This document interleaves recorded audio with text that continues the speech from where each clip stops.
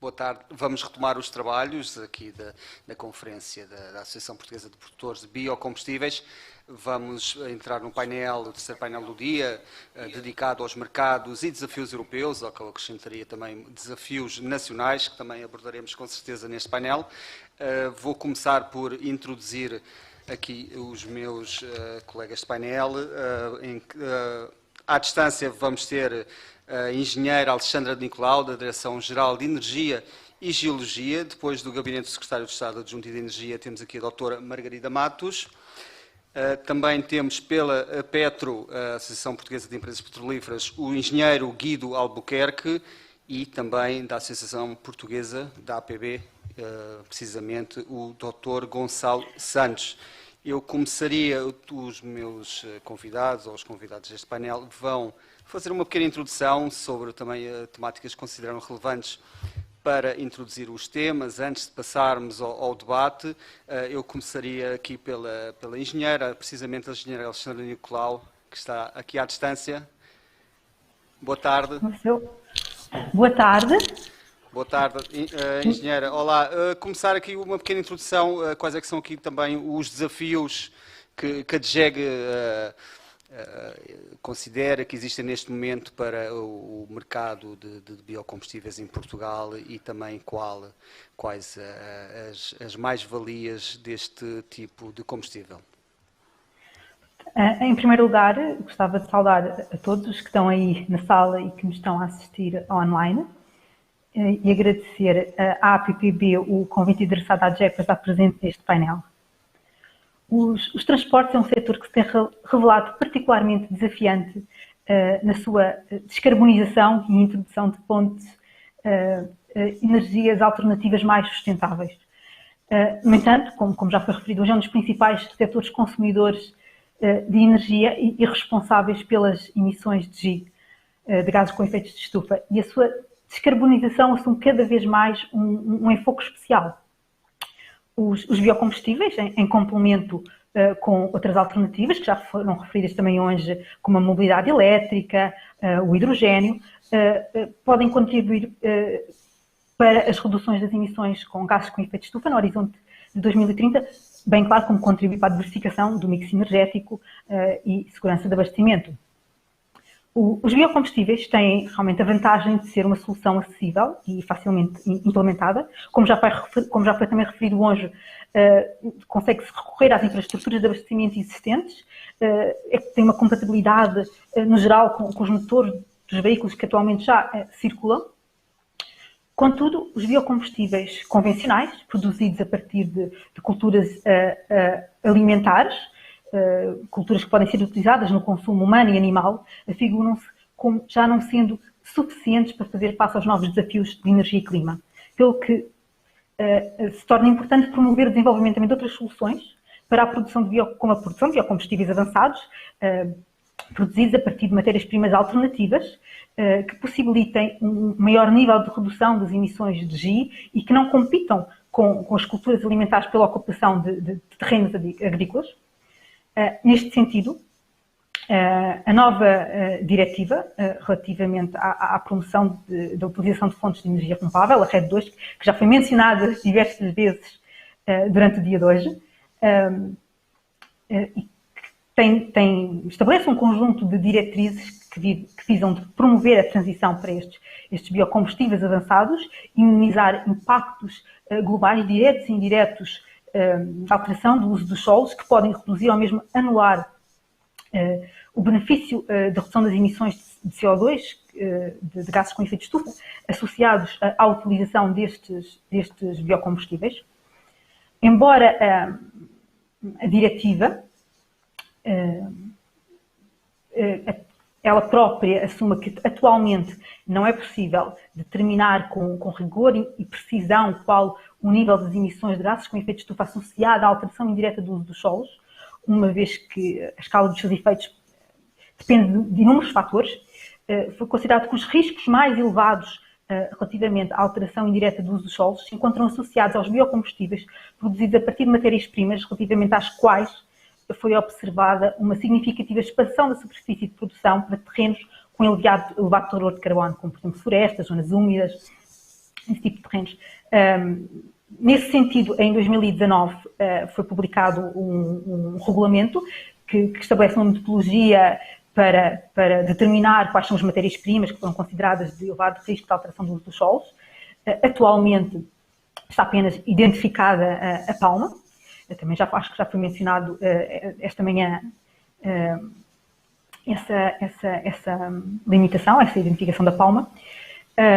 Então, de forma a mitigar estes riscos associados à alteração indireta do uso do solo, a nova diretiva vem limitar a contribuição para efeitos de cumprimento de metas, os biocombustíveis produzidos a partir de culturas que possam ser utilizadas no consumo humano e animal. Estes limites variam de Estado-membro para Estado-membro, estão de certa forma indexados à cota que esses biocombustíveis representarem em 2020, esse Estado-membro poderá aumentar um ponto percentual, nunca ultrapassando, claro, o CAP, um limite máximo de 7%. Este limite máximo de 7% para este tipo de biocombustíveis já vem da diretiva de 2015, chamada diretiva ILUC, que alterou a primeira diretiva das renováveis e que introduziu o tema da alteração indireta do uso dos solos. E vai mais longe ainda, vai impor também um limite específico para aqueles biocombustíveis que realmente são considerados de elevado risco de alteração do uso dos solos, em que esse limite é decrescente e tem que tender para zero.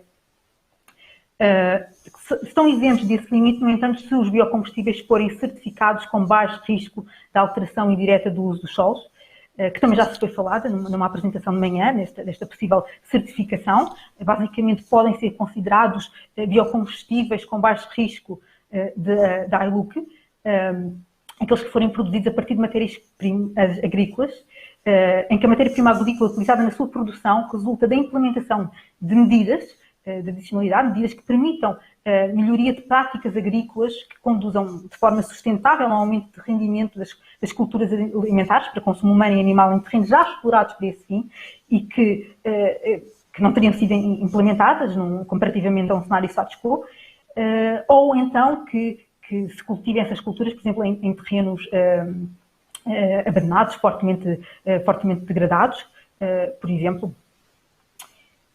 Por outro lado, a nova diretiva vem então promover também os biocombustíveis avançados no sentido de que, como já foi referido hoje também diversas vezes, estabelece uma meta, uma cota mínima para efeitos de cumprimento de metas para a contribuição desses biocombustíveis avançados e biogás produzidos a partir das matérias-primas listadas na parte A do anexo 9, que é de 3,5 até 2020, isto claro para além daquela cota de renováveis nos transportes global, que já foi também referida, que é de 14% no âmbito da diretiva, mas que Portugal, no âmbito do seu PNEC, até foi mais ambicioso, foi mais além, assumiu uma meta de 20% de renováveis nos transportes.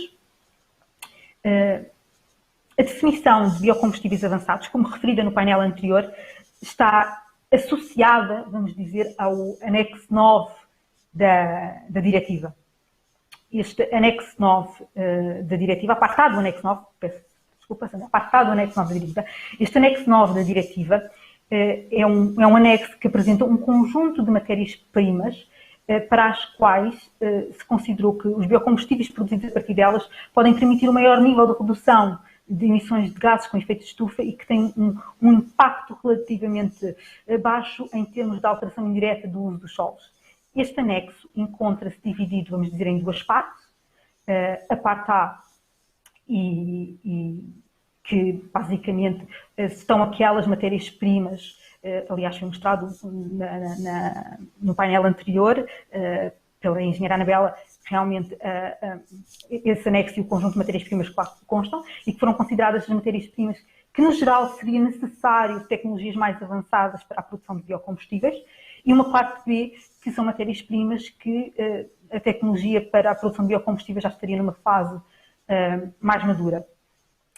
A própria diretiva refere que este anexo pode ser revisto por atos delegados da Comissão Europeia, aqui saliento, para apenas adicionar novas matérias-primas a este anexo e não para remover. Essas matérias-primas a adicionar têm que cumprir um conjunto de requisitos, nomeadamente ao nível de terem em atenção os princípios da economia circular e a hierarquia de resíduos estabelecida na Diretiva Quadro de Resíduos, cumprir com os critérios de sustentabilidade e, claro, gases com efeito de estufa que estão estabelecidas na própria diretiva, que não provoquem destruções significativas em mercados de subprodutos, resíduos ou detritos, que não tenham impacto negativo no ambiente e na biodiversidade e ou que conduzam, lá está, à procura suplementar de terrenos agrícolas.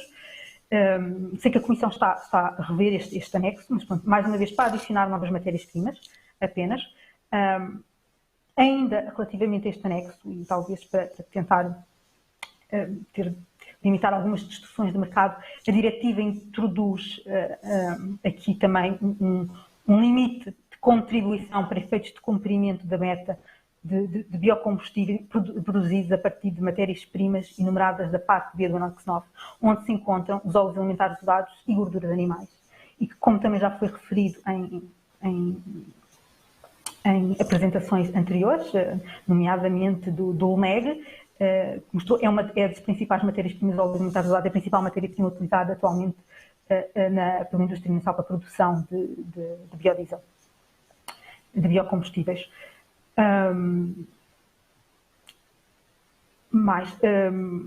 A diretiva também permite, e também já foi falado imensas vezes hoje, a situação de dupla contagem, que possa ser atribuída aos biocombustíveis produzidos a partir da parte do anexo 9, parte A ou parte B, ou as duas partes.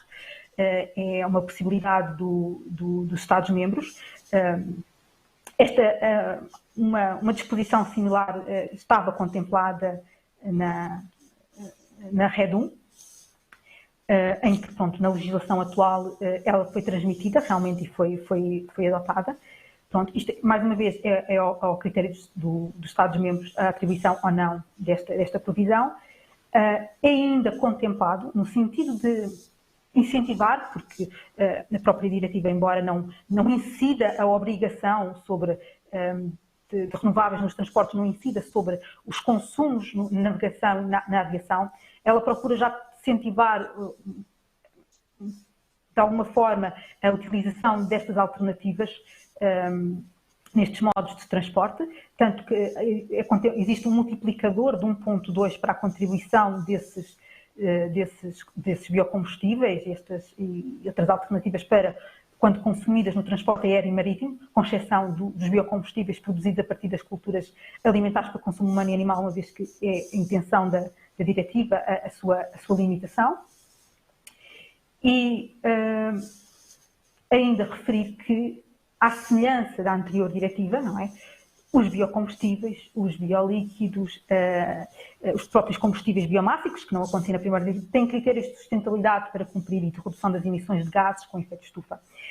Ao nível das matérias agrícolas, os critérios de sustentabilidade são similares aos da primeira diretiva, estão relacionados de forma a poder evitar que a matéria-prima venha de zonas ricas em biodiversidade ou com elevado teor de carbono. No entanto, esta diretiva vai mais além, estabelece critérios de sustentabilidade, podemos fazer novas cadeias de valor, como por exemplo para a biomassa florestal, de forma a tentar minimizar que a colheita dessa biomassa seja feita através de forma não sustentável, e ainda para a própria biomassa agrícola florestal, em que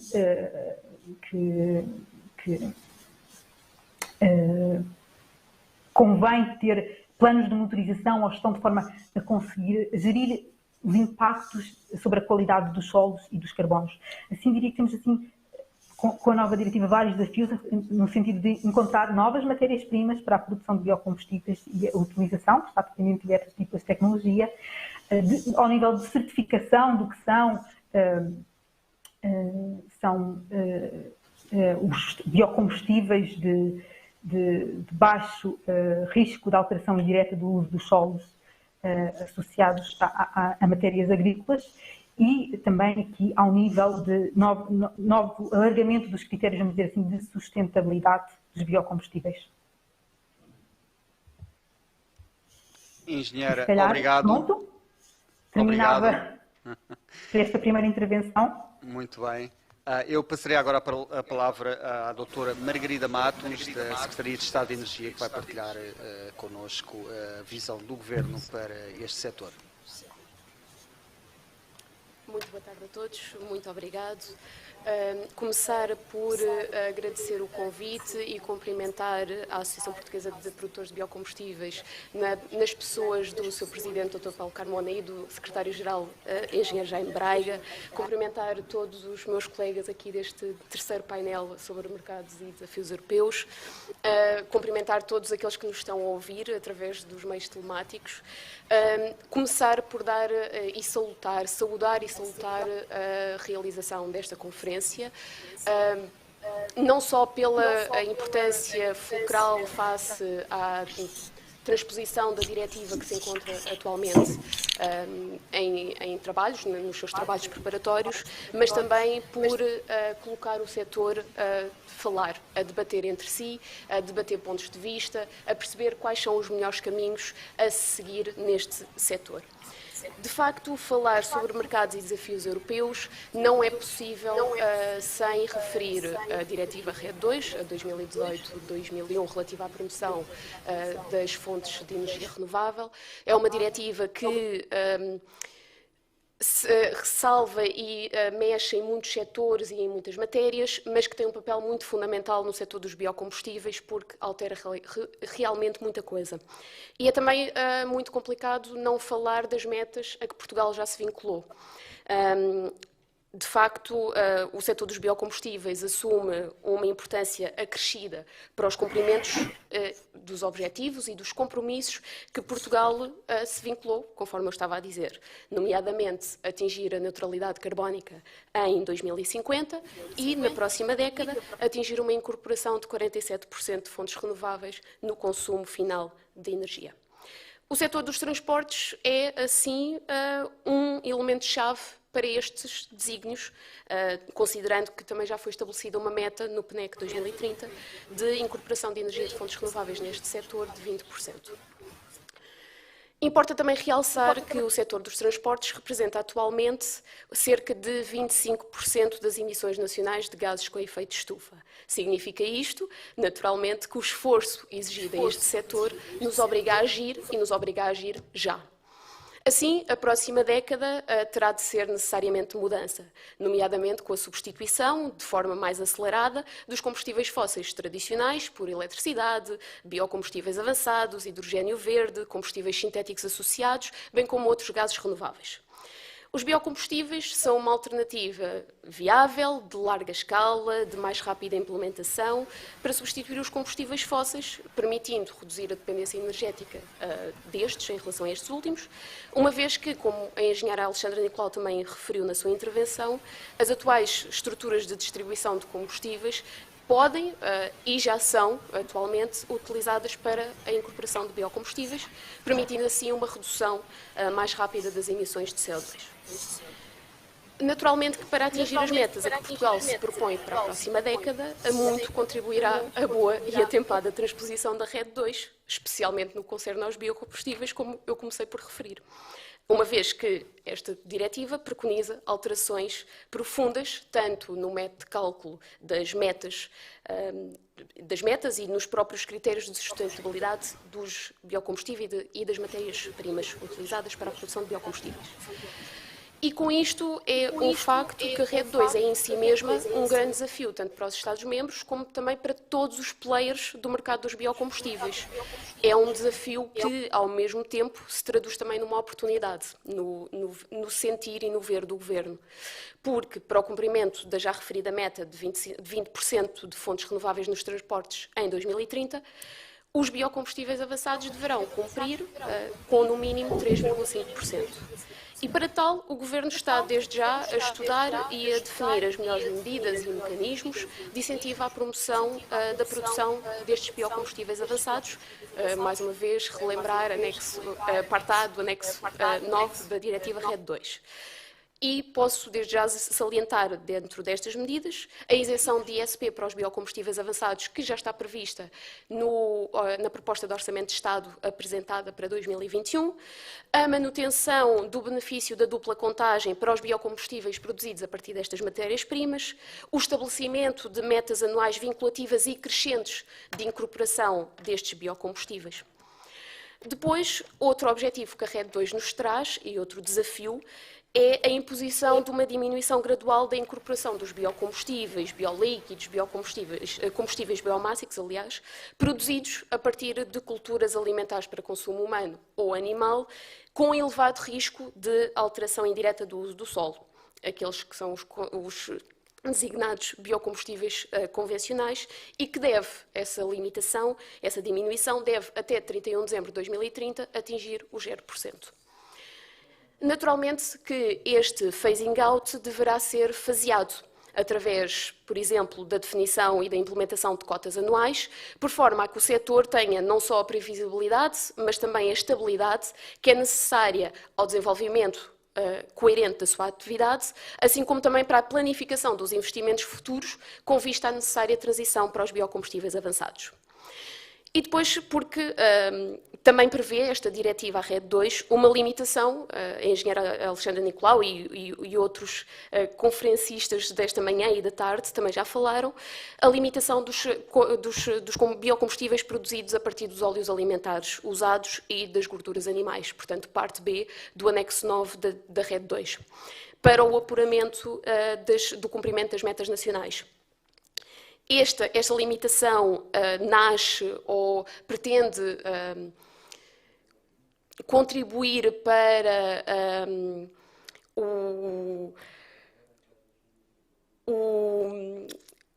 peço desculpa. Para contribuir para aliás, nasce fruto da distorção sentida no mercado dos óleos alimentares usados, decorrente do aumento das importações deste tipo de matérias residuais, ao invés do reaproveitamento das matérias nacionais. Contudo, a RED 2 também permite ao Estado-membro alterar este limite, esta limitação desta contribuição, sujeito naturalmente à aprovação da Comissão Europeia. Considerando o atual mercado português dos biocombustíveis e o relevante papel, ainda que indireto, que este cluster tem na cadeia também do setor alimentar, o Governo encontra-se desde já a estudar a possibilidade de efetuar este pedido à Comissão Europeia e também a estudar qual o limite que irá propor face à realidade nacional. À semelhança também do phasing out para os biocombustíveis convencionais, também esta limitação da utilização das matérias-primas elencadas na parte B do anexo 9 deverá ser implementada de uma forma gradual e com metas claras e previsíveis para os operadores económicos.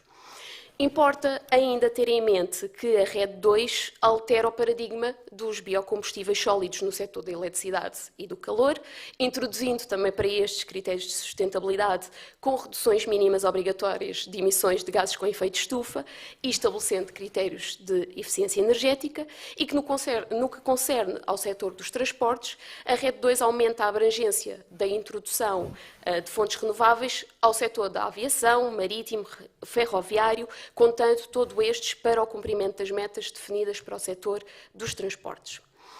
Como eu comecei por dizer, o Governo encontra-se neste momento a trabalhar no diploma que irá suceder ao atual Decreto-Lei 117 de 2010, relativo à promoção e ao estabelecimento dos critérios de sustentabilidade para os biocombustíveis. Diploma esse que irá realizar a transposição parcial da RED 2. As alterações decorrentes da implementação das disposições vertidas na RED 2 propiciarão ainda a clarificação e correção de certas questões e certos problemas que foram evidenciados pelo próprio setor na última década, permitindo implementar melhorias ao modo de funcionamento deste setor. Os referidos trabalhos estão a ser acompanhados desde a primeira hora pelas entidades públicas com competências atribuídas no setor dos biocombustíveis, Direção-Geral de Energia e Geologia, o Laboratório Nacional de Energia e Geologia e a ENSE, sendo necessário, contudo, abranger outras áreas como o ambiente, as florestas, a agricultura,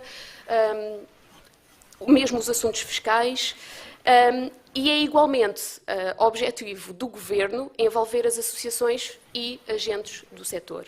E daí esta conferência hoje revestir ainda um papel mais importante, porque são estes agentes do setor que têm um know-how único, próprio de quem todos os dias trabalha na área, que consegue identificar problemas que nem sempre são de fácil percepção ou apreensão e podendo e devendo estes agentes ser proativos na procura de melhores soluções para os desafios que já foram identificados.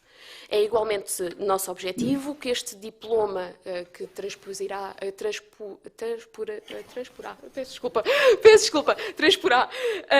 a RED 2 seja publicado antes da data que a diretiva determina, ou seja, 30 de junho de 2021, por forma a garantir que os operadores económicos têm o tempo necessário para se preparar e adaptar ao novo enquadramento legal. Como o dia de hoje nos provou, estamos todos empenhados na procura de melhores soluções para os problemas do setor e para a forma de encarar a década que se vai agora iniciar. Mas não haja dúvidas que este processo só será bem sucedido com o envolvimento e comprometimento de todos. Agradeço imenso e... Obrigado pela partilha da sua visão aqui por parte da tutela.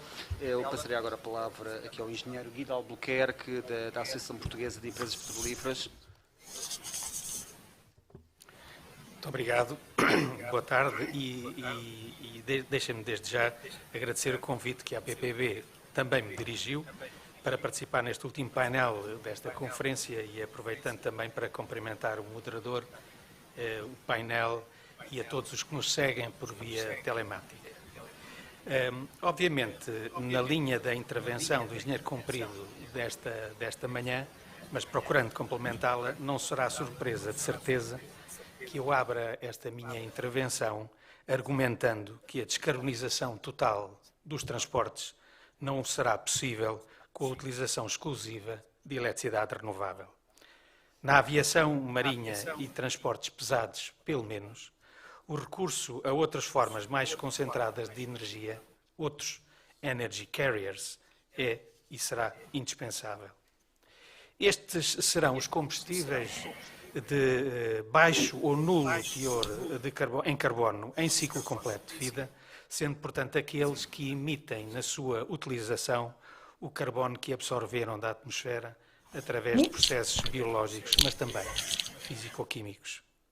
Nesta categoria incluem-se os biocombustíveis, mas também os denominados combustíveis renováveis de origem não biológica, por exemplo, os gerados a partir do CO2 retirado do ar e hidrogênio. O hidrogênio gerado a partir de sistemas renováveis com emissões nulas de CO2 para a atmosfera, seja por eletrólise, seja por reforming do metano, em que se neutraliza e reutiliza ou reinjeta o CO2, no subsolo, o vulgo CCS ou CCUS será sempre uma alternativa para armazenar a energia elétrica renovável, gerada sobretudo onde haja uma disponibilidade e eficiência das fontes favorável e em momentos que não exista consumo imediato, o denominado curtailment.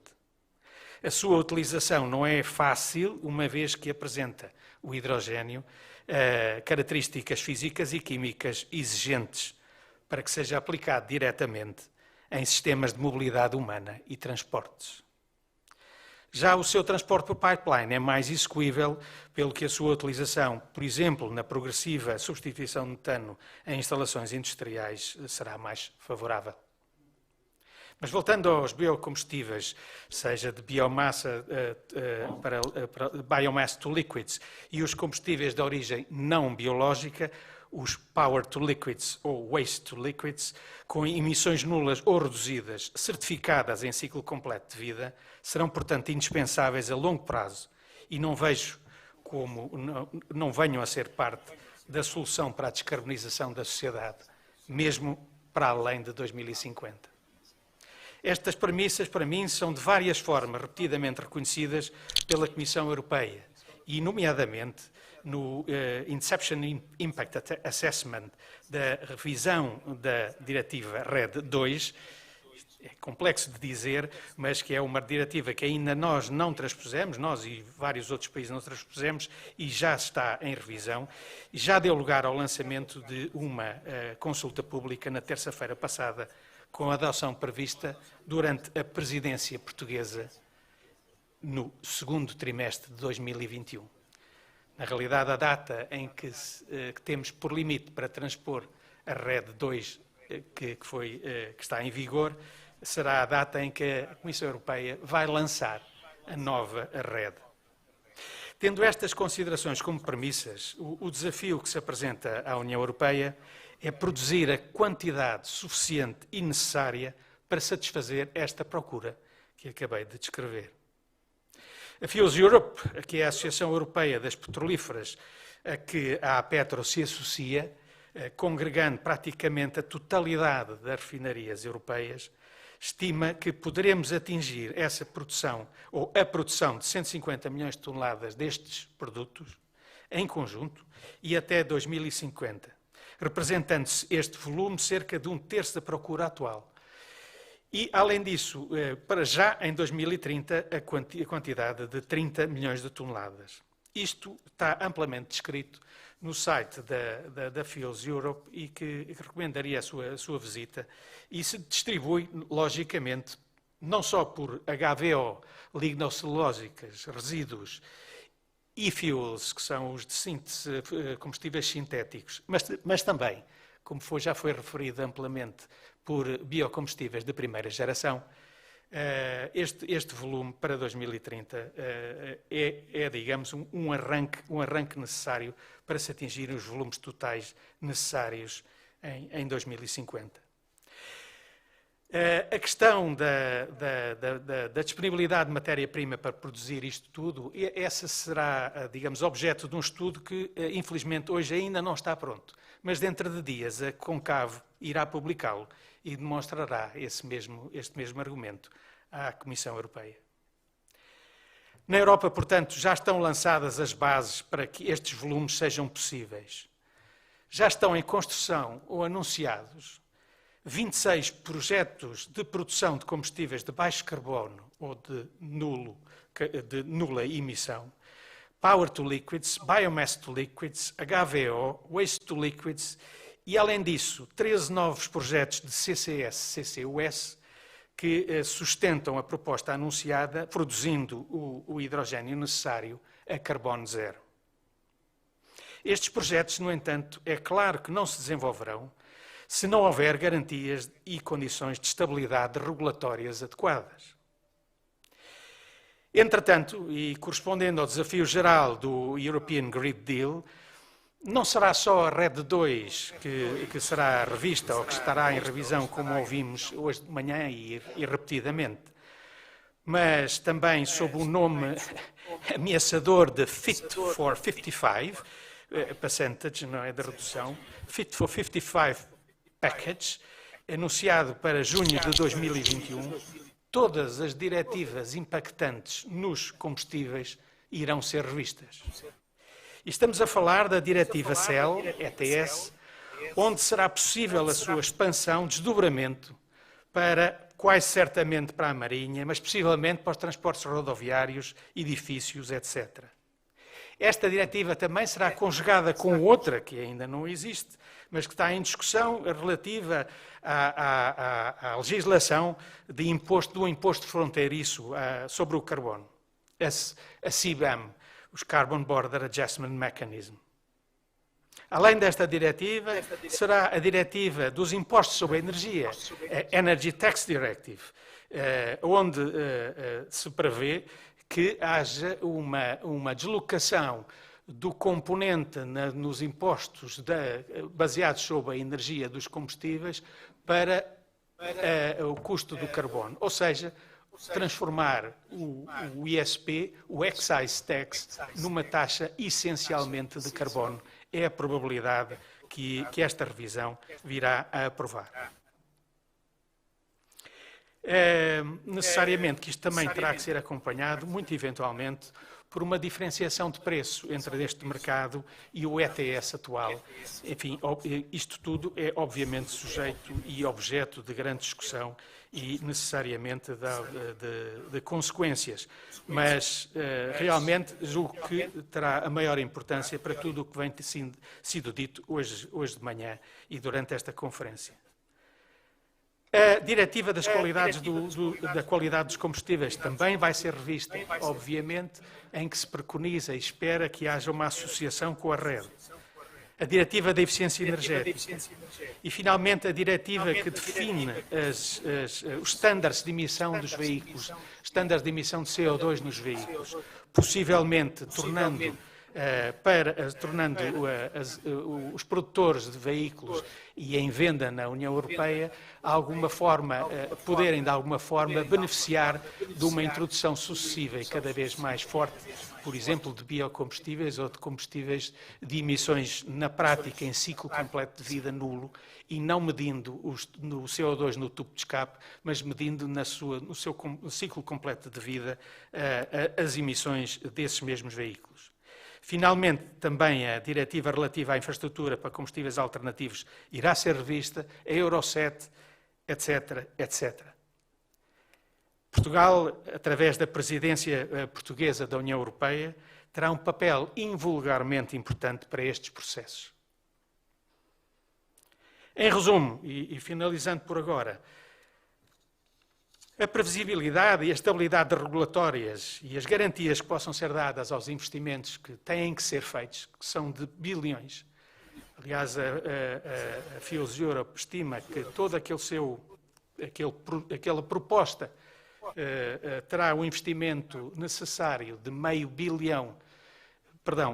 500 bilhões de euros associados, portanto estamos a falar de facto, de montantes muito elevados que não terão probabilidade de ser executados se não houver uma clara previsibilidade e uma estabilidade regulatória que, obviamente, e por razões que, obviamente, todos entendemos, tem sido difícil.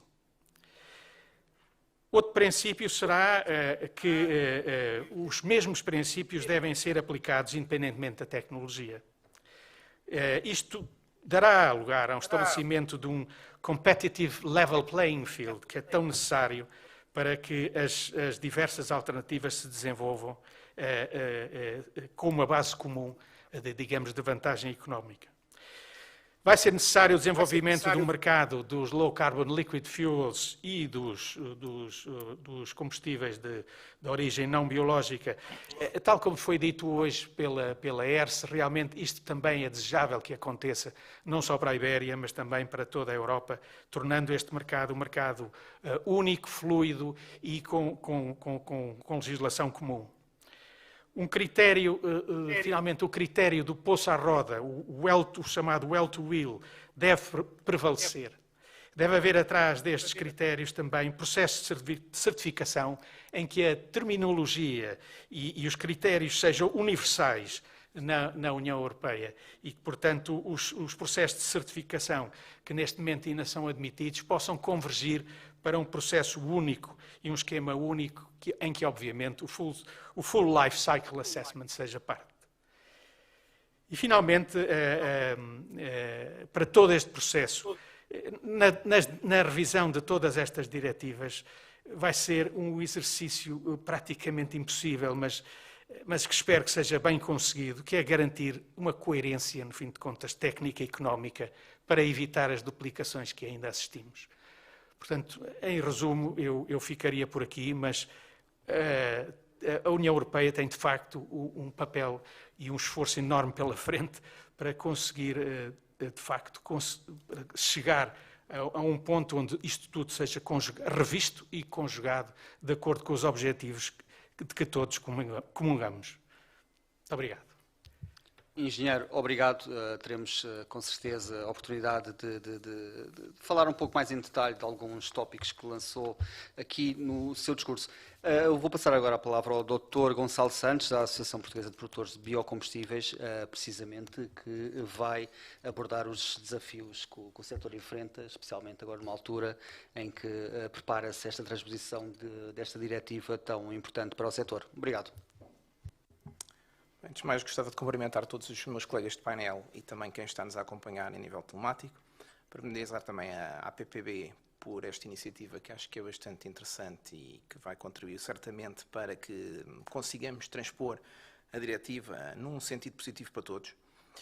E também dizer que isto ser a última intervenção do dia tem as suas vantagens e desvantagens. As vantagens é que, efetivamente, consigo ir completando algumas notas que tinha. As desvantagens é que posso me tornar um bocadinho repetitivo em relação a alguns pontos que já foram discutidos ao longo do dia. Eu começaria por dizer, efetivamente, que o desafio do setor das renováveis nos transportes é enorme nos próximos anos. É obviamente muito interessante porque o potencial de crescimento está aí, as metas são crescentes, não só no setor rodoviário, mas também no que vai ser os setores marítimos e aéreos. E, portanto, aquilo que é importante nesta fase, e olhando para também aquilo que foi a primeira fase do crescimento dos biocombustíveis e do setor das renováveis, é muito importante termos aqui um enquadramento legislativo muito claro, para garantir que todos os investimentos que tenham que ser feitos, e que são muitos, para conseguirmos atingir novas formas de produzir biocombustíveis, nomeadamente avançados, sejam e tenham um retorno para todos os operadores que estiverem nesse mercado. E, portanto, claramente, nos próximos anos, aquilo que nós vamos assistir é que os biocombustíveis, hoje que os conhecemos como o biodiesel, o bioetanol, o HVO, vão continuar a ter uma importância muito crítica para o atingimento das metas, uma vez que a eletrificação das frotas, como disse bem o engenheiro António Comprido de manhã, vai demorar o seu tempo e, portanto, é claro, neste momento, que temos que contar com aquilo que já temos, e nesse aspecto é importante definirmos corretamente quais é que são de facto as variáveis e quais é que são os caps que depois vamos definir aqui em termos de transposição de RED 2.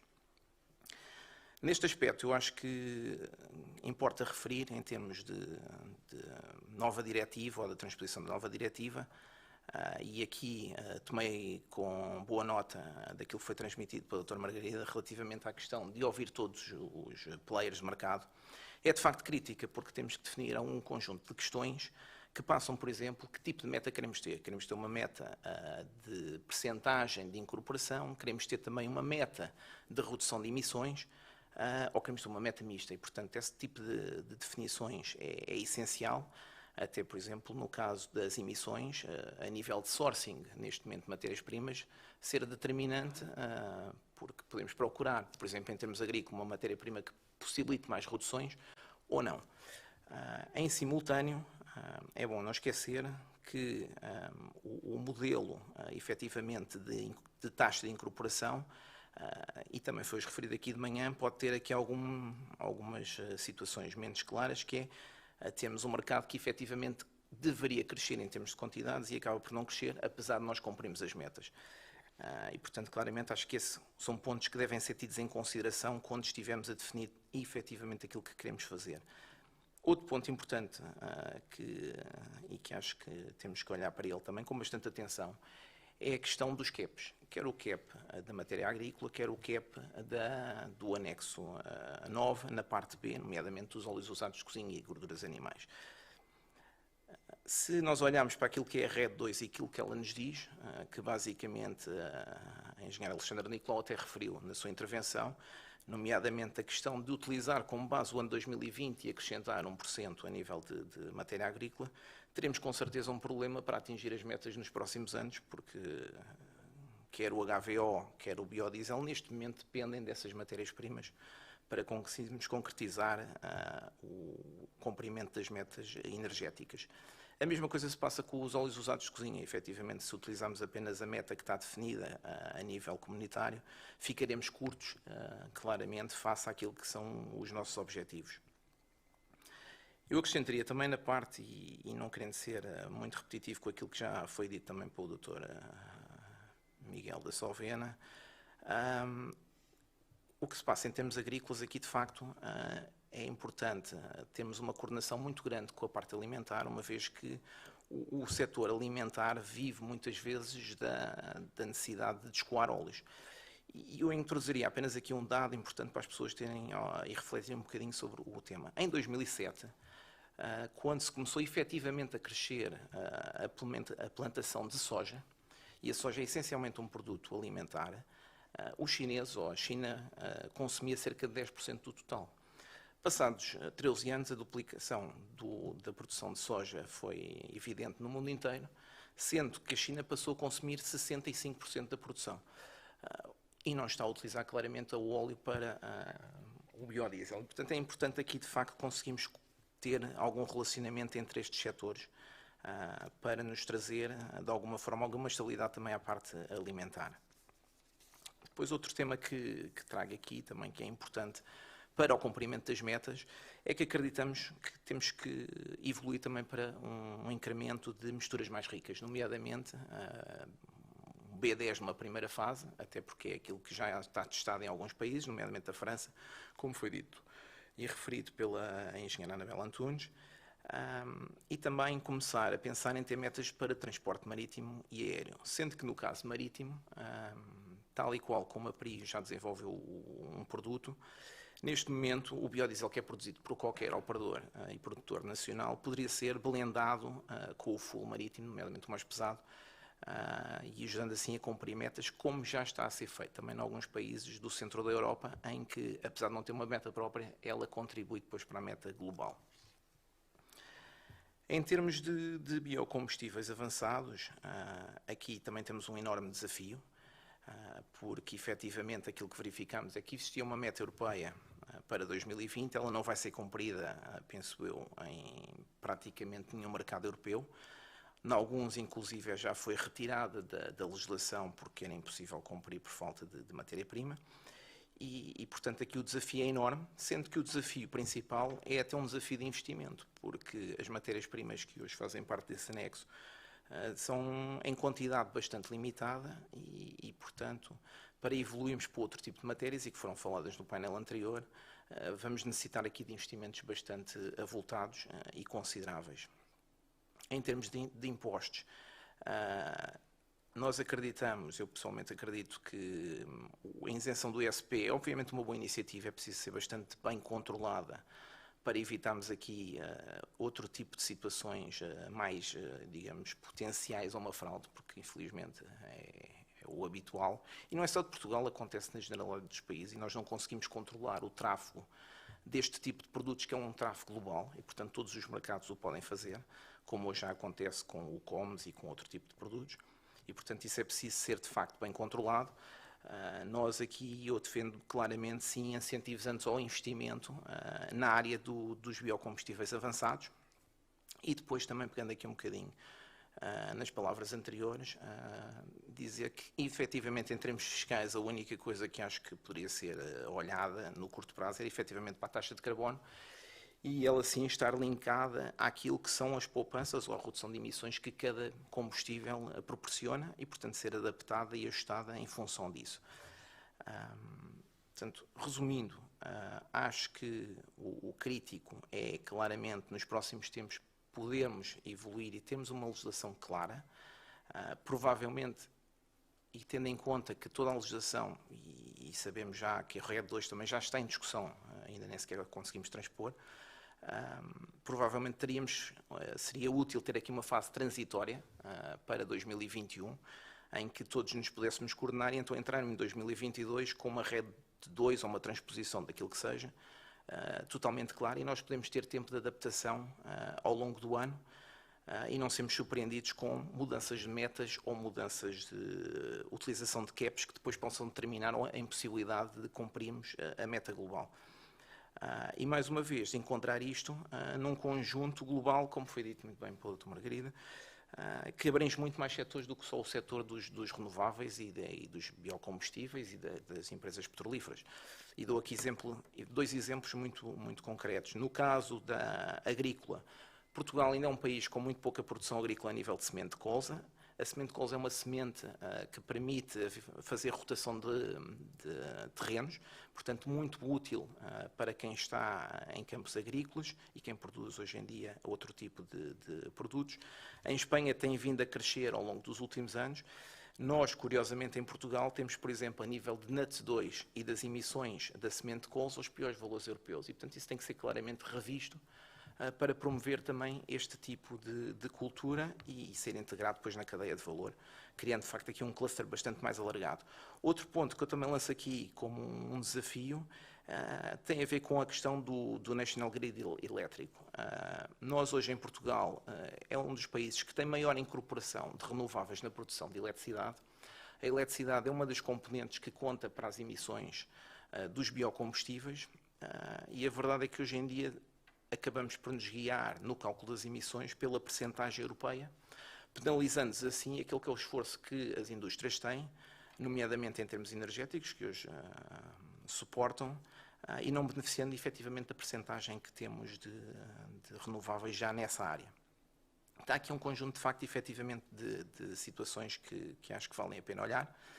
Acabando também por dizer, só que em termos de velocidade da adaptação da legislação, quer a nível europeu, quer a nível da Europa e de Portugal, peço desculpa, é importante que ela seja relativamente rápida, porque o mercado hoje, como o conhecemos a nível mundial, sofrerá provavelmente a partir do segundo semestre de 2021 uma disrupção adicional que tem a ver com a migração dos Estados Unidos também para um processo de renovável muito maior do que tem até hoje.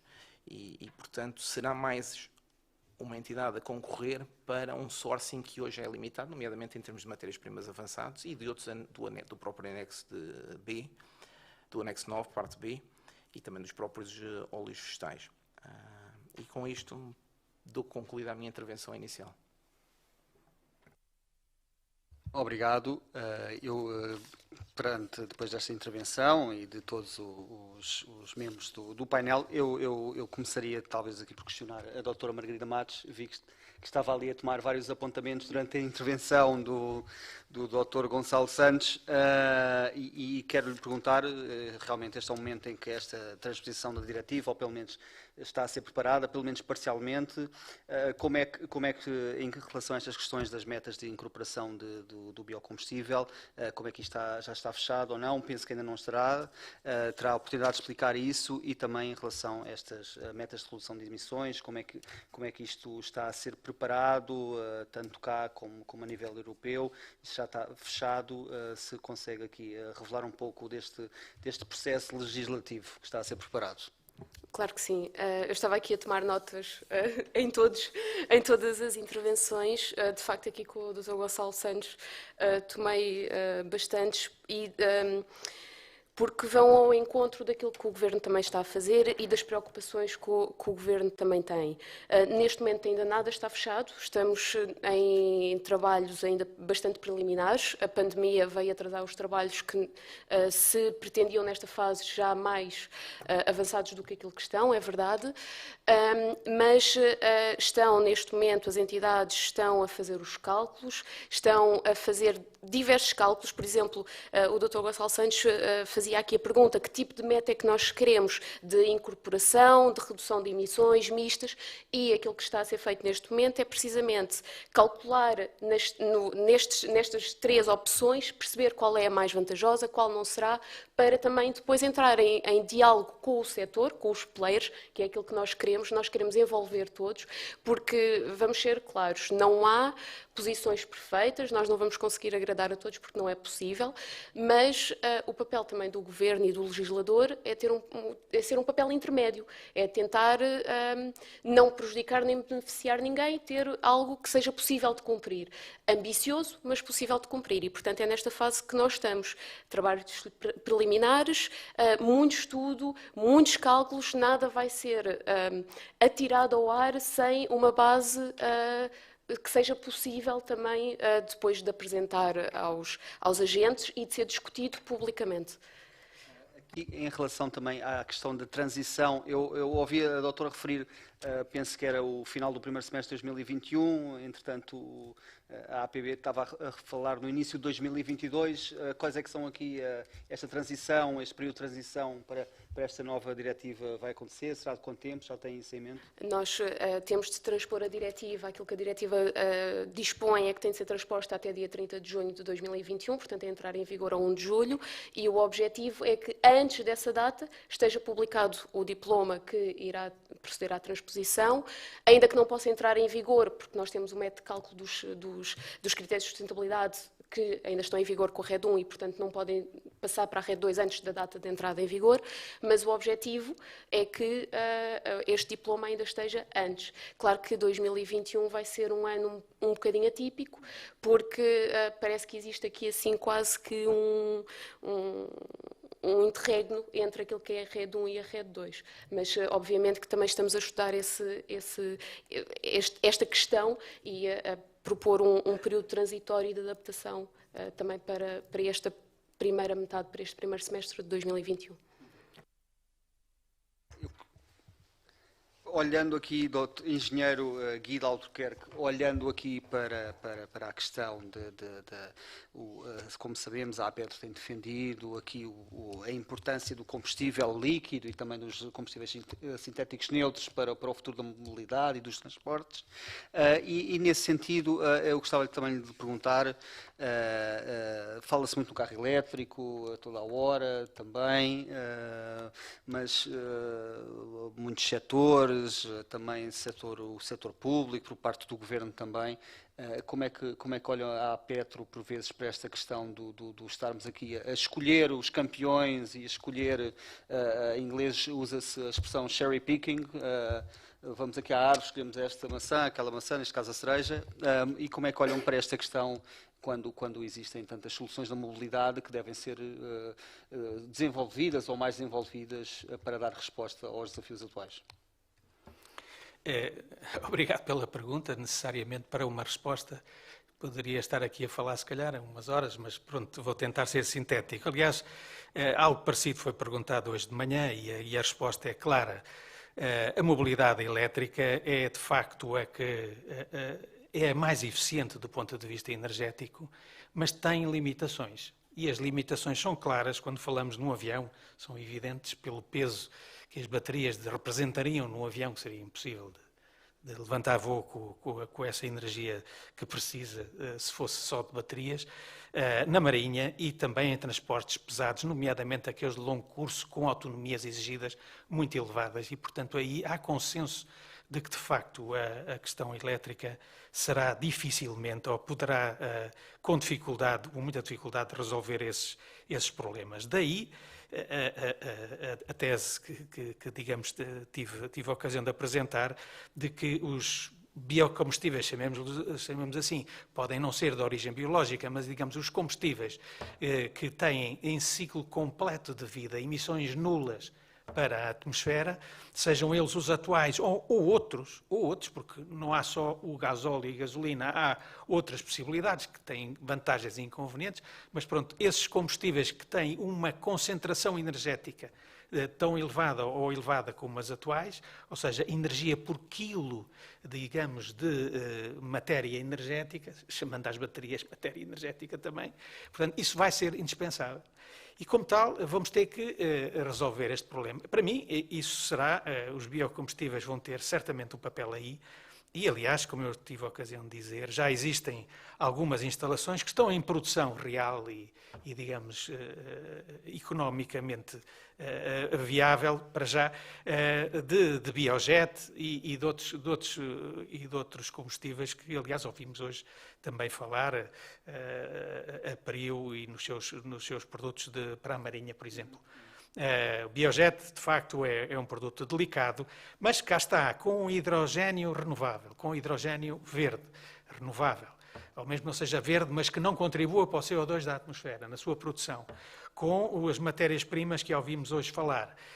Produzir estes produtos é química, é química e chegamos lá a um produto que funcione e que seja idêntico ao atual, ou eventualmente até melhor que o atual, com melhores rendimentos nos motores, etc. Aonde for necessário. É evidente que isto tudo é energeticamente muito mais dispendioso do que a utilização de energia elétrica, mas sabemos que onde não é possível, tem que haver outra alternativa e provavelmente mais cara que a eletricidade.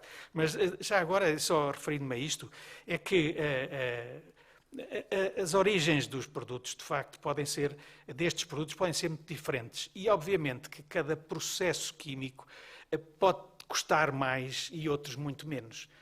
Sabemos isso, cada transformação energética envolve perdas e, portanto, ineficiências no processo. Mas, no fim, digamos, o que consta é na sua utilização final. Isto tudo vinha a propósito porque no painel anterior falou-se em pirólise de plásticos como algo que, digamos, ainda não estaria bem desenvolvido. Mas, por exemplo, esta pirólise de plástico já está em operação numa instalação piloto, mas já está em operação com sucesso na refinaria de Schwechat, em Viena. Eu próprio já lá estive e está a funcionar, produzindo, no fim de contas, um crudo que depois é destilado com o crudo fóssil de petróleo. Pronto, isto é o atual, no futuro não poderá ser assim porque não haverá crudo de petróleo, mas já se está a fazer, esta pirólise dos plásticos já está a funcionar, embora a uma escala piloto, é uma escala relativamente pequena, mas digamos, com a decisão já tomada, caso a legislação assim o permita, para escalar este projeto. De forma que, em resumo, isto tudo tem que ser acompanhado, como eu dizia, não só pela rede, que obviamente tem sido, e claro, era o objetivo, um ponto fulcral desta reunião e desta conferência foi necessariamente a rede, e eu compreendo isso absolutamente. Mas o que eu queria complementar é que, além da rede, vão existir outras diretivas, e diretivas atuais que nos afetam tanto quanto a rede, e que estão em estudo e em alteração, e que poderão introduzir vetores muitíssimo importantes para o sucesso e para o ordenamento, chamemos-lhe assim, disto tudo que acabei de dizer.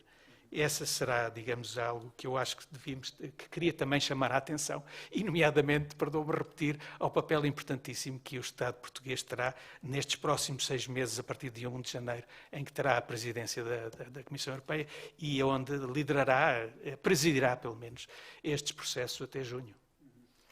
Registrei que na sua intervenção anterior referiu por diversas vezes a questão da estabilidade regulatória e, como sabemos, o setor da energia não é pautado precisamente por estabilidade regulatória, nas suas várias vertentes, elétrica, também de combustíveis. Como é que existem estes desafios todos, como referiu e como os vários intervenientes têm referido ao longo do dia?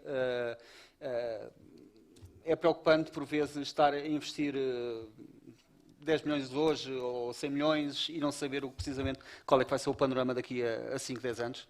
É verdade, não me posso desdizer no que de facto mantenho.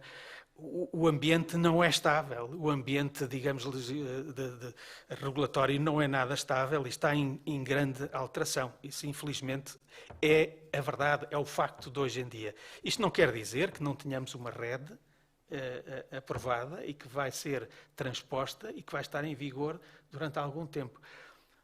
O que eu quero dizer ao mesmo tempo que com isto, em que existem leis hoje, é que o futuro será eventualmente diferente.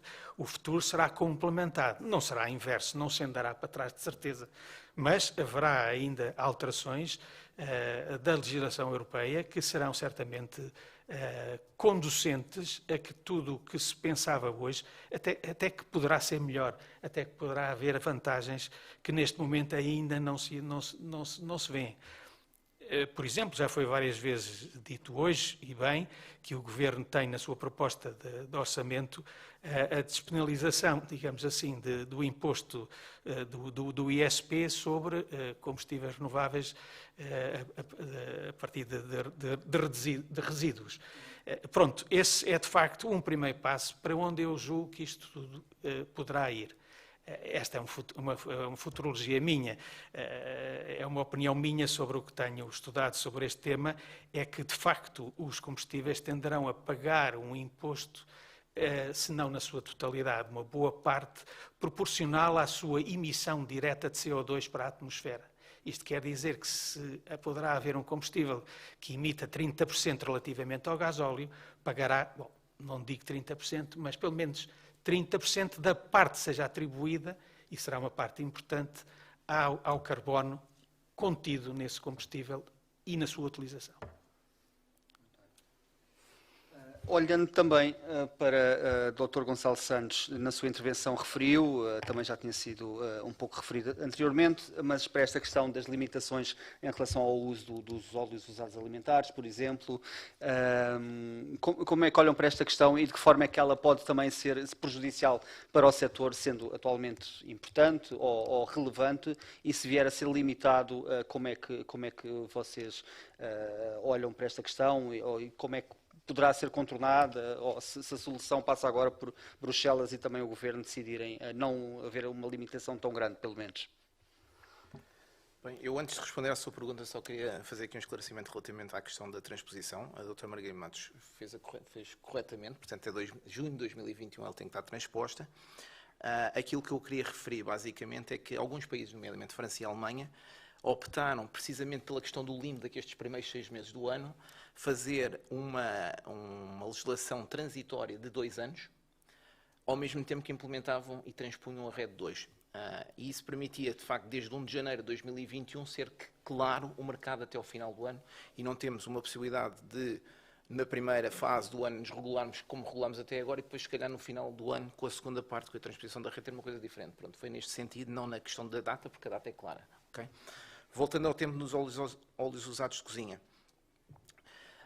Para nós é evidente, não é porque Portugal hoje em dia de facto utiliza bastante, uma percentagem bastante grande de óleos usados, que está na ordem dos 60%, como foi evidenciado pelo NEG na sua primeira apresentação, e que está claramente a liderar nos países europeus a percentagem de óleos usados utilizados. À nossa frente só temos efetivamente a Holanda e o Reino Unido.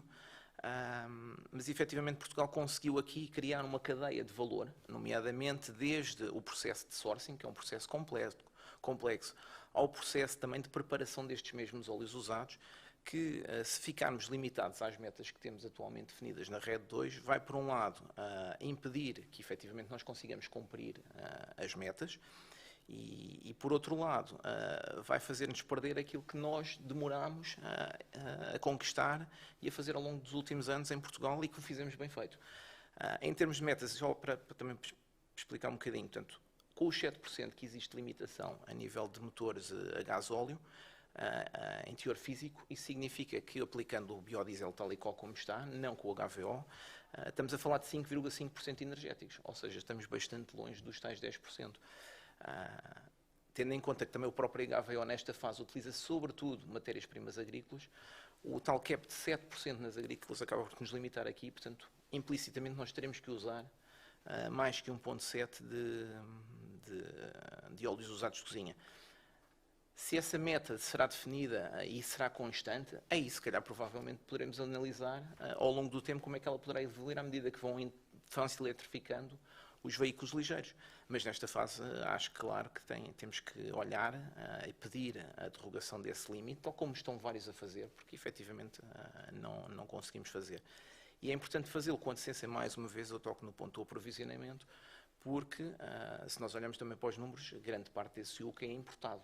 Nós ainda temos algum espaço para crescer na recolha nacional, e com certeza cresceremos, e temos vindo a crescer ao longo dos últimos anos, mas é um sourcing complexo e, portanto, quem chegar primeiro acaba por apanhar as melhores qualidades de óleo usado, até porque é um produto bastante distinto dos óleos vegetais. Em relação às metas de incorporação, atualmente está nos 10%, vocês já têm em mente alguma meta que seria ideal ou desejável, pelo menos, e qual o espaço temporal para introduzir? Eu, no ponto de vista pessoal, adoraria que subisse, não é? Mas, realisticamente, acho que é difícil nesta fase pensarmos além dos 10%. Portanto, acho que os 10% é uma meta que é concretizável com aquilo que hoje em dia já temos, com toda a rede que temos montada, e, portanto, penso que do lado quer dos incorporadores, quer do lado dos produtores, quer também para quem importar e quem queira importar, conseguimos cumprir as metas.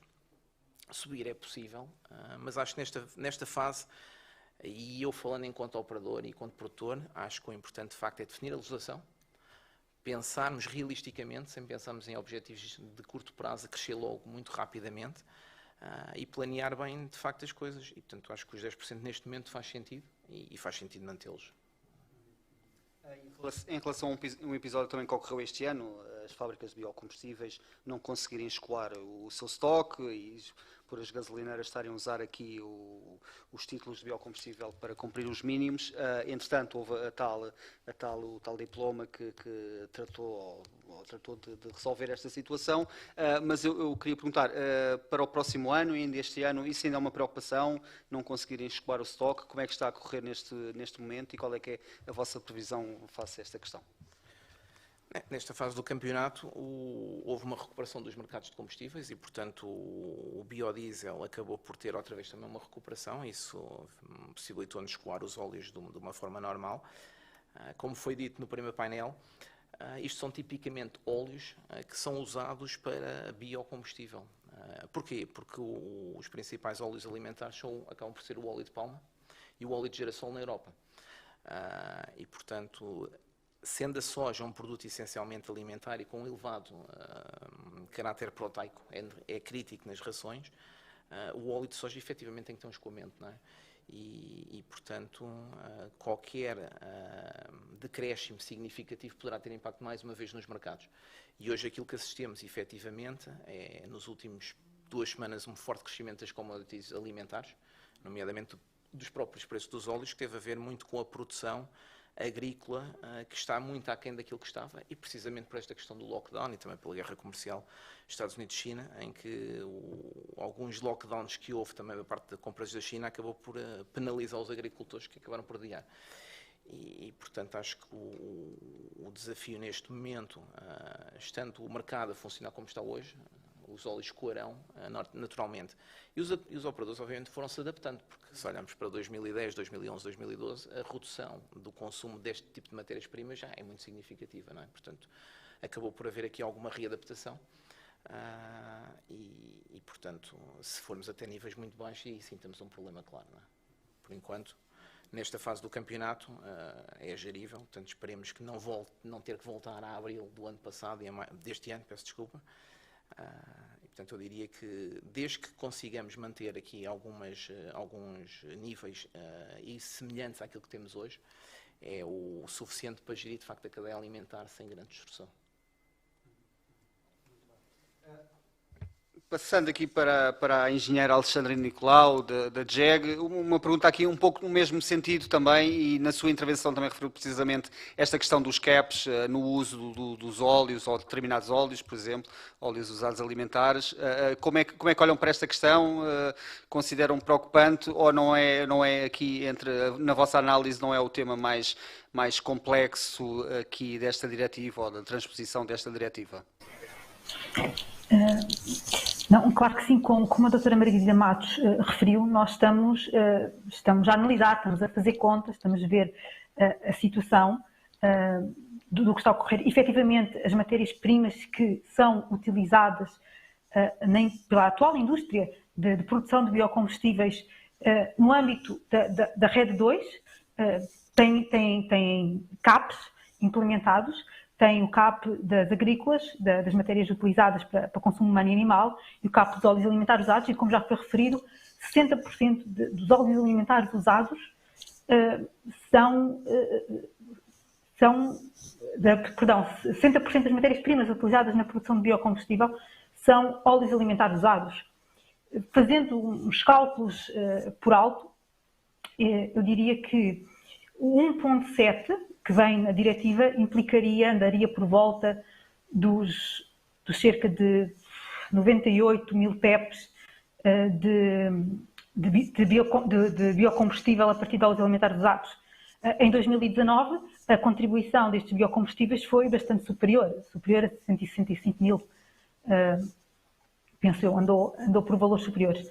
Claro que sim, estamos a estudar. A diretiva estabelece realmente um CAP de 1.7, mas tem a linha a seguir que refere que, efetivamente, os Estados-membros podem, devidamente fundamentado com base em disponibilidades,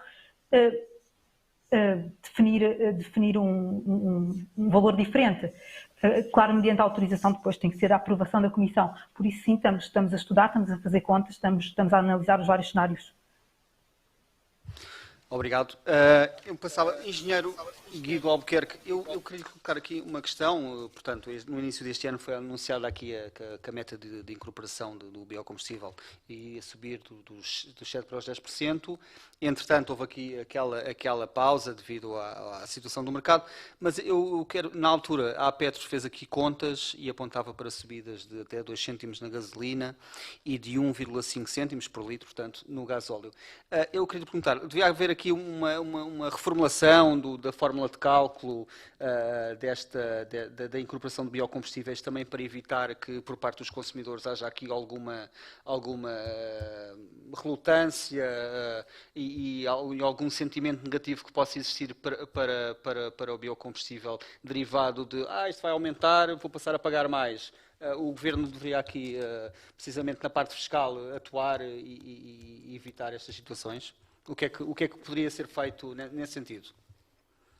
Ora bem, eu julgo que esta questão, aliás, foi colocada hoje de manhã ao engenheiro António Comprido, que é o secretário-geral da APETRO.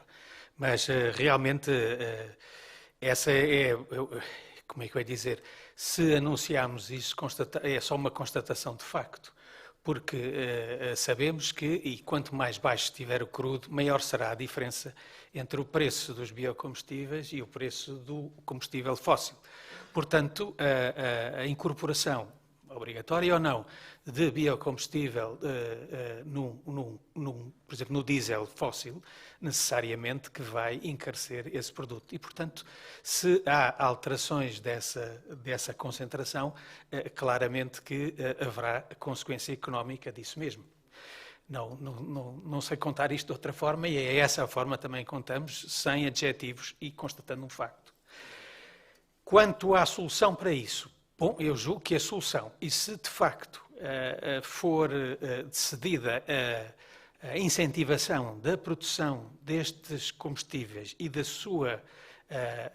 sua integração no consumo cada vez maior no seio da União Europeia, essa mudança também só poderá ser incentivada pelo tal mecanismo de redução do ISP para esses produtos, ou seja, se de facto eles são mais caros, mas se forem incentivados pela ausência do ISP tecnicamente relacionada com a emissão de CO2 que emitem, por outras palavras, se fizermos pagar, como já estamos a fazer pagar, os combustíveis fósseis pelo seu carbono e descontarmos esse carbono, se o que lá misturamos não emitir esse carbono, então talvez aí se consiga equilibrar o valor, no fim de contas, desse produto e minorar o aumento que, pelas leis das contas, iria dar para esse produto final.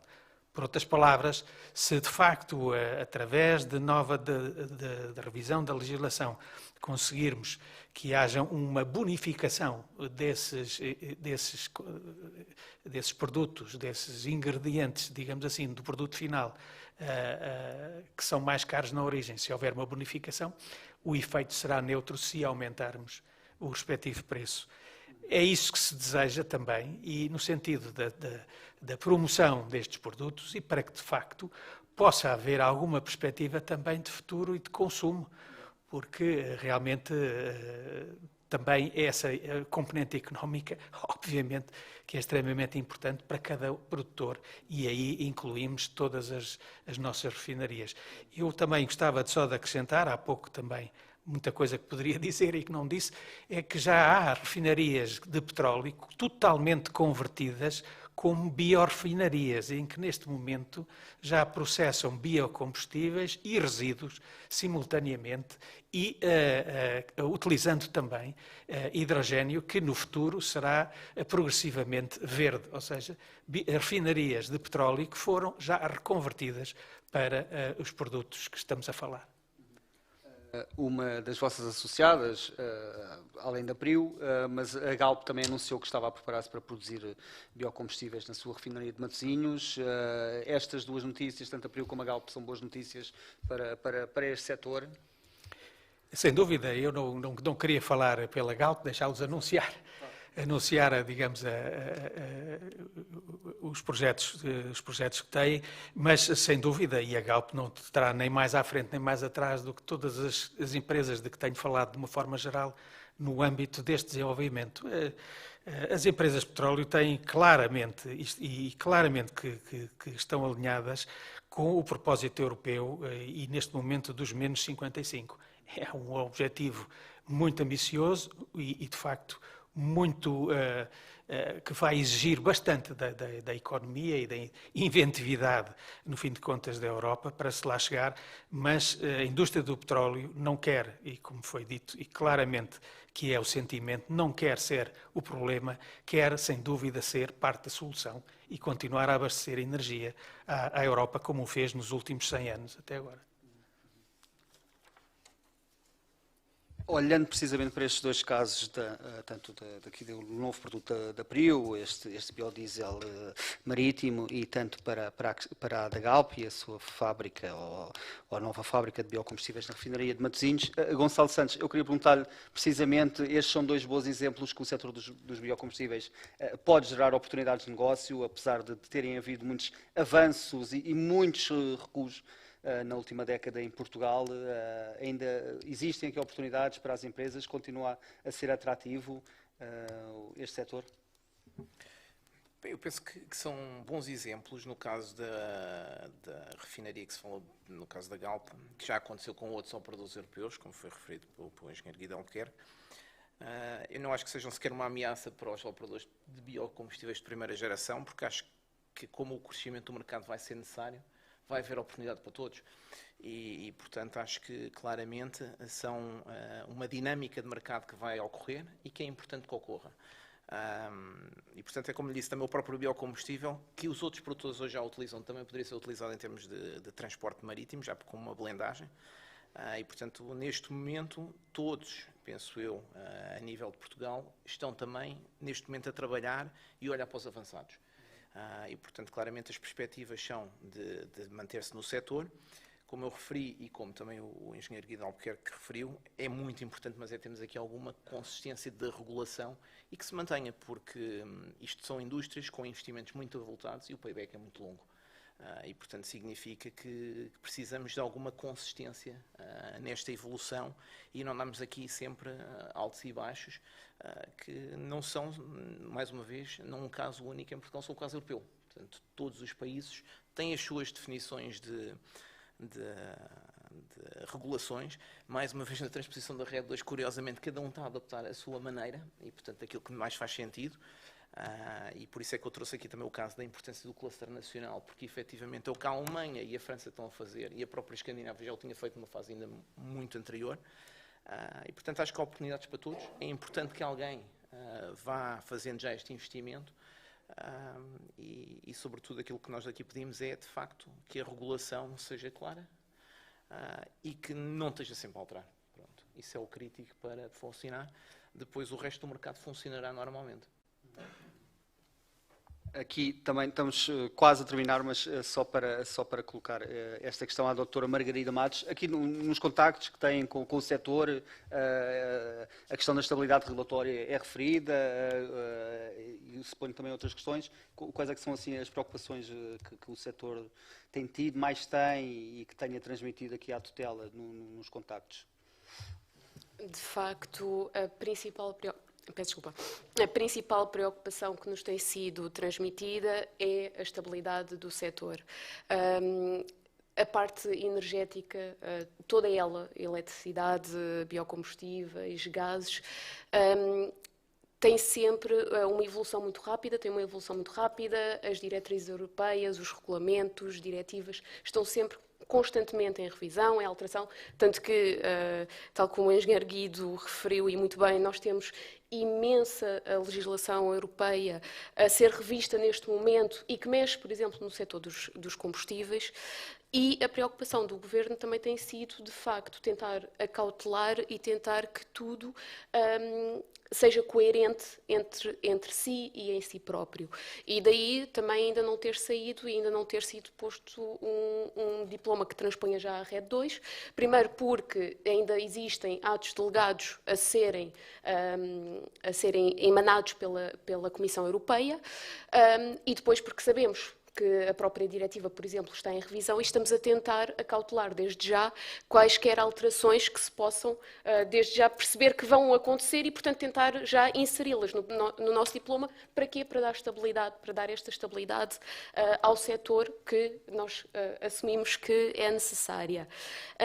Outra das preocupações que também são muitas vezes referidas é, de facto, a coerência das competências das várias entidades, e daí este também ser o momento, com a transposição da diretiva RED 2, de se fazer este alinhamento de competências, uma comunicação mais fluida entre as várias entidades, porque temos todas as entidades com competências e com atuação no setor dos biocombustíveis. E, portanto, a comunicação entre elas tem de ser clara, tem de ser fluida, tem de ser de fácil percepção também para os agentes.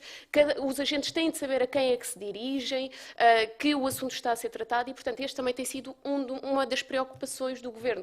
Não só que nos tem sido transmitido, mas também uma das preocupações do Governo de acautelar e de tentar resolver nesta transposição da RED 2. Daí eu também ter dito na minha intervenção inicial de que este é o momento para que nos sejam reportados todos os problemas que na última década surgiram, foram levantados, porque é também com a implementação das medidas e destas diretivas europeias que se percebe, é preciso afinar, é preciso dar passa a expressão, dar um toquezinho aqui, e é neste momento que o setor vai ser quase que revolucionado, que é esse o momento, e portanto nós também esperamos e também queremos o contributo de todos, que nos façam chegar os contributos, as ideias, porque nós queremos de facto um mercado que funcione o mais livremente e o mais claramente possível. É este o nosso intuito. Só tempo para, vamos aqui uma questão do público, irrelevante, sendo consensual que em Portugal uma percentagem muito significativa dos óleos alimentares usados acabam a sua vida no esgoto, não seria de intervir nesta área tomando medidas que possibilitem a sua recolha em maior escala? Eu começaria talvez, Gonçalo. Este é um tema que também vos preocupa, esta possibilidade de recolher estes óleos e evitar aqui também muito detrito, digamos, ou que se percam também na rede? Muito bem.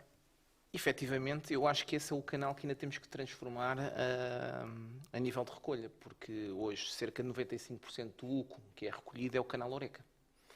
E, portanto, na maior parte das pessoas em casa acaba por também fazer alguma fritura.